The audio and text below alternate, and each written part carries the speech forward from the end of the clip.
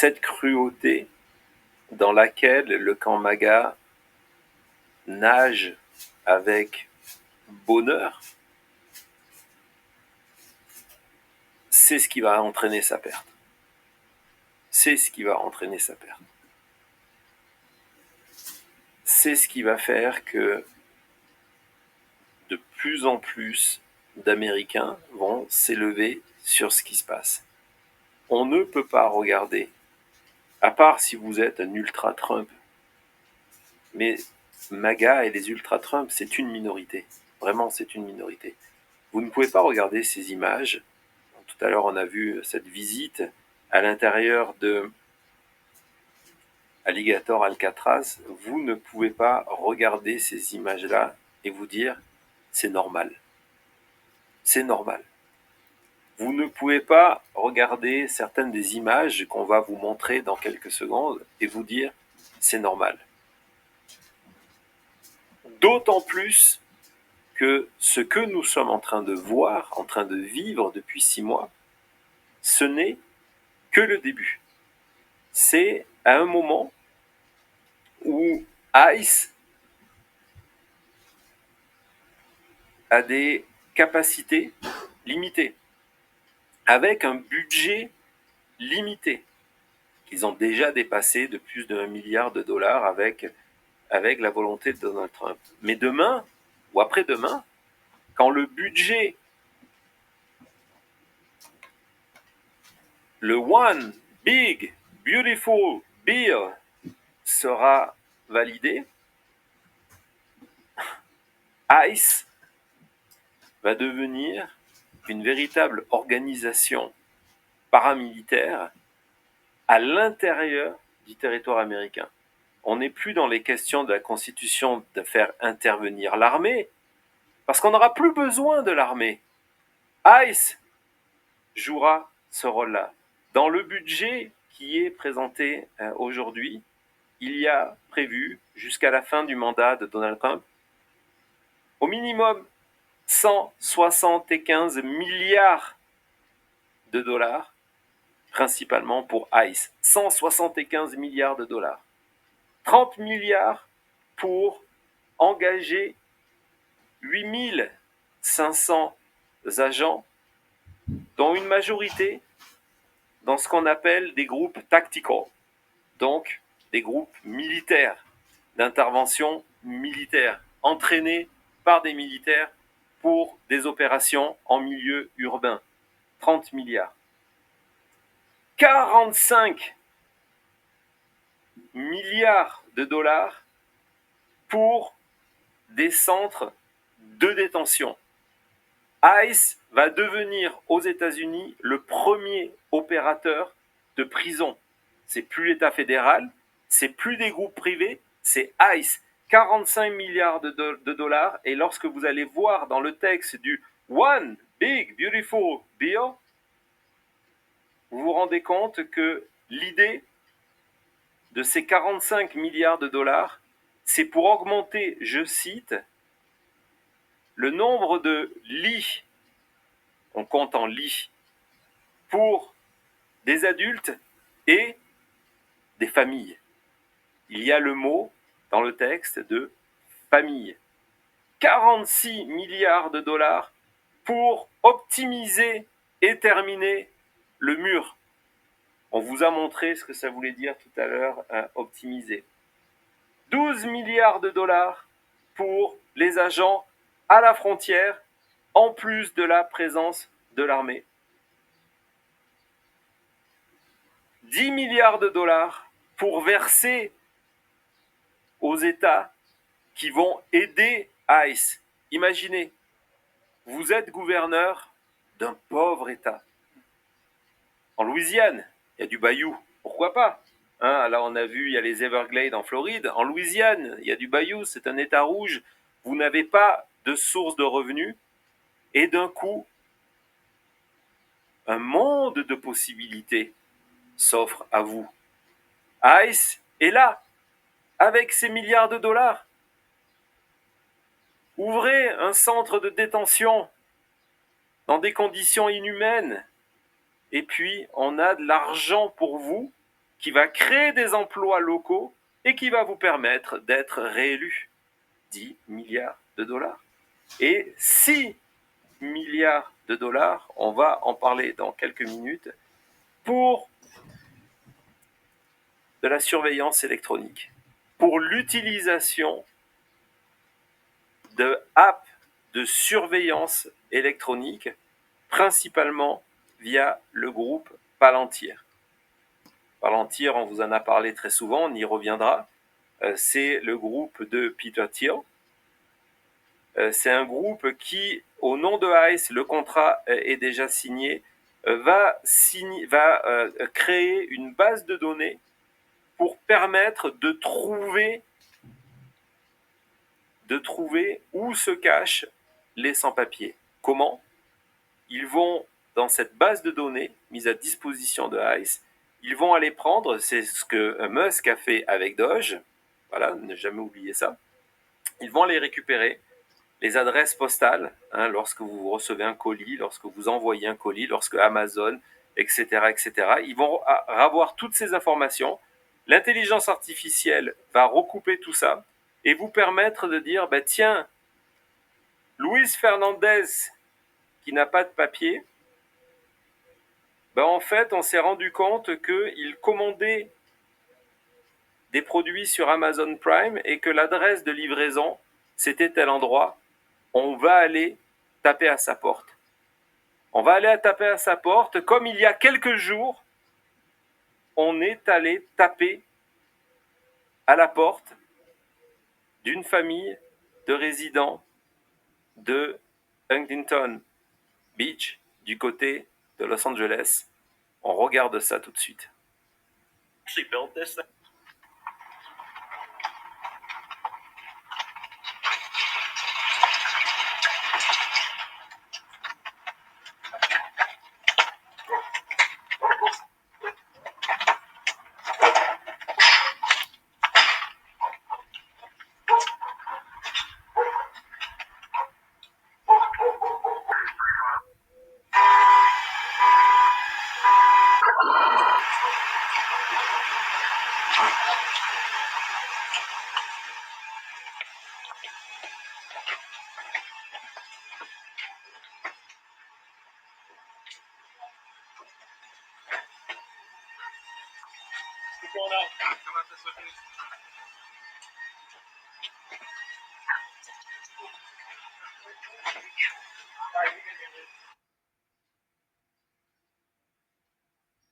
Pourquoi je vous montre ces images?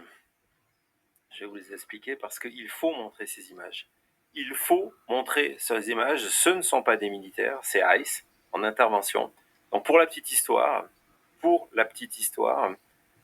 cette intervention à Huntington Park, donc c'est un quartier proche dans le grand Los Angeles. Ils viennent arrêter le mari de la dame, la mère de famille que vous avez vu sortir avec un enfant de 1 an dans les bras, donnant la main à son petit garçon de 6 ans. Il est 6h30 du matin. Donc elle vient d'être réveillée par l'explosion de sa porte. C'est la famille Ramirez. Pour la petite histoire, elle est citoyenne américaine. Ses enfants sont américains. Et c'est pour ça qu'on voit que ICE va les récupérer derrière. D'autres agents de ICE vont les récupérer derrière. Et puis ils ont été obligés de les relâcher parce que ce sont des citoyens américains. Et en fait, ils venaient arrêter son mari. Vous allez me dire, voilà, ça se comprend. Le mari, c'est quoi? C'est un de ces fameux worst of the worst, un de ces fameux terroristes. Non, son mari, ce qui s'est passé, il était dans le trafic à Los Angeles il y a quelques semaines, au moment des incidents, lorsque il y avait ce convoi de véhicules, très souvent, d'ailleurs des véhicules anonymes, soyons clairs, d'agents de ICE qui avançaient au milieu des sifflets de la foule. Et à un moment, le mari, avec sa femme à côté, ses enfants derrière, il a pris peur, il a paniqué, et il n'a pas vu que le véhicule devant lui de ICE s'était arrêté, et il a percuté à l'arrière le véhicule de ICE. Les agents de ICE sont descendus, ont vérifié ce qui s'était passé et ont reconnu que c'était un simple accident et les ont laissés partir. 10 jours après, ils ont décidé que ce n'était plus un simple accident, qu'il avait de manière intentionnelle, je cite la propagande de ICE, ram, donc il avait pris son véhicule pour percuter, foncer sur les agents fédéraux, les mettant en danger, essayant de les assassiner, et que donc il fallait l'arrêter à son domicile le matin. Ça, c'est à Clinton Park. Je vais vous raconter maintenant l'histoire. On va aller en Louisiane. Oui, tu peux montrer les photos qu'on voit bien ce qui se passe aujourd'hui aux États-Unis. C'est pas un film, c'est pas un pays lointain. Ce sont les États-Unis. Vous avez donc imaginé le traumatisme pour la mère de famille qui est réveillée par l'explosion de sa porte, qui est embarquée avec ses enfants par l'armée. Vous voyez, elle est pieds nus. Voilà, c'est aujourd'hui à Los Angeles, la police de Donald Trump.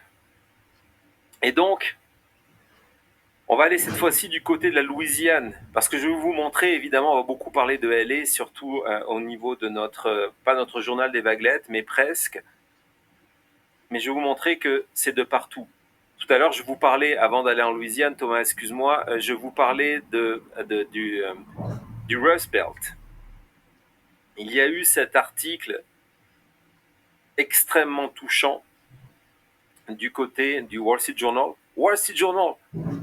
qui nous expliquait que ces travailleurs qui étaient venus dans l'Ohio, Springfield, Cincinnati, à un moment où l'Ohio n'arrivait plus à trouver de travailleurs prêts à travailler dur, de travailleurs qui ne prenaient pas de drogue. C'était un des problèmes, on vous avait raconté, on avait fait venir Claire, que la difficulté des compagnies qui étaient installées du côté de Springfield, c'était de trouver, parce qu'on testait l'utilisation de drogue, et c'était de trouver des habitants de l'Ohio qui n'étaient pas accros au fentanyl, par exemple.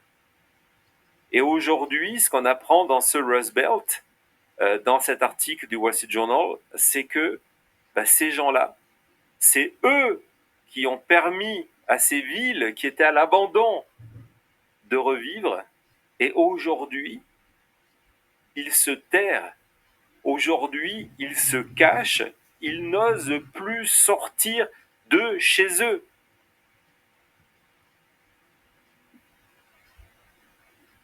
Du côté de Los Angeles, avant de revenir du côté de la Louisiane, du côté de Los Angeles, la situation est telle que, comme je vous le disais en introduction de cette émission, on fait un parallèle entre le sort aujourd'hui de millions d'étrangers installés dans ce pays depuis des dizaines d'années et qui payent des impôts et qui travaillent dur, avec le sort vécu par Anne Frank. Je vais vous montrer cet article d'un quotidien de San Francisco qui détaille comment des commerces aujourd'hui sont obligés de fermer parce que les gens n'osent plus sortir de chez eux.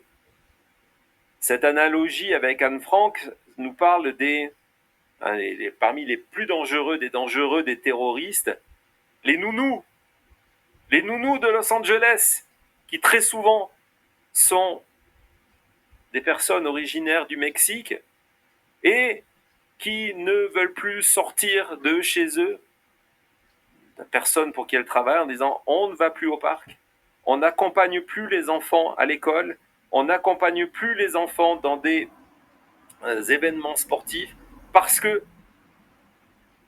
on va se faire arrêter. On les voit aller de partout. On les voit tenter d'aller dans les hôpitaux. C'est la prochaine. C'est la prochaine étape. Venir arrêter quelqu'un qui est sur le lit d'un bloc opératoire. C'est ICE en 2025. On va les voir, par exemple, du côté de Los Angeles, rentrer dans des restaurants, venir dans des bars et harceler, tu peux nous le mettre derrière pendant que je parle, Thomas, harceler des clientes. Donc vous voyez, on ne sait pas qui c'est. Souvent, ils ne connaissent pas le nom. Il n'y a aucun document warrant qui leur permet de venir arrêter cette personne-là, mais elle a le style latino. Donc autant rentrer, l'encadrer et tenter de l'arrêter. C'est Los Angeles aujourd'hui. On va aller donc du côté de la Nouvelle-Orléans, pas du côté de Nouvelle-Orléans, du côté de Bâton Rouge, en Louisiane, avec cette histoire tragique, mais vous allez voir ô combien importante, que vient de vivre cette famille dont est en train de continuer à vivre encore, dont le mari est un vétéran de l'armée américaine. Quelqu'un qui pendant des années a servi son pays. Il est marié avec une jeune femme qui est originaire de Mexico, qui était rentrée aux États-Unis de manière semi-illégale, c'est-à-dire que dès qu'elle est rentrée, elle a fait une demande d'asile et elle s'est inscrite dans ce processus judiciaire légal pour avoir ses papiers, un processus qui est d'autant plus facilité que lorsque l'armée américaine vient recruter quelqu'un, par exemple, dont le fils d'immigrés sans papier, dont lui est légal parce qu'il est né aux États-Unis, il y a cette procédure liée à l'armée, ici USMC, donc les Marines, de dire vous allez bénéficier en tant que militaire, c'est le retour parce que vous servez le pays, de cette procédure accélérée pour aider votre famille à avoir des papiers et en gros vous protéger pendant cette procédure-là. Et voilà. Plus sous Donald Trump. Plus sous Donald Trump. Votre femme a beau être la mère de 2 citoyens américains, de bébés, dont un qui encore allait. Votre mari a beau avoir été un soldat de l'armée américaine, votre procédure a beau être légale, vous n'êtes plus protégé. Pire encore, c'est dans le cadre de cette procédure légale, lorsque vous vous présentez au bureau de l'immigration avec votre mari, que on vous tend un piège. On vous explique que oui, il faut attendre quelques minutes, le temps qu'on va faire les papiers. Et dans la réalité, c'est pour donner le temps à ICE d'arriver, de vous menotter et de vous transporter. On ne sait même pas où. On ne sait même pas où. Elle a eu juste le temps de donner son alliance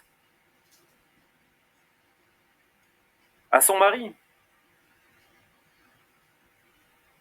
Pourquoi je vous raconte cette histoire qui est juste une histoire parmi tant d'autres? Parce que, un, il faut les raconter. Et deux, parce que la conclusion de cette histoire, comme je vous le disais en introduction, c'est que au-delà de ce sentiment de trahison et de douleur d'avoir perdu la mère de ses enfants depuis plusieurs mois, sans avoir aucune certitude de la récupérer, sans avoir aucune certitude de savoir vers où elle va être expulsée,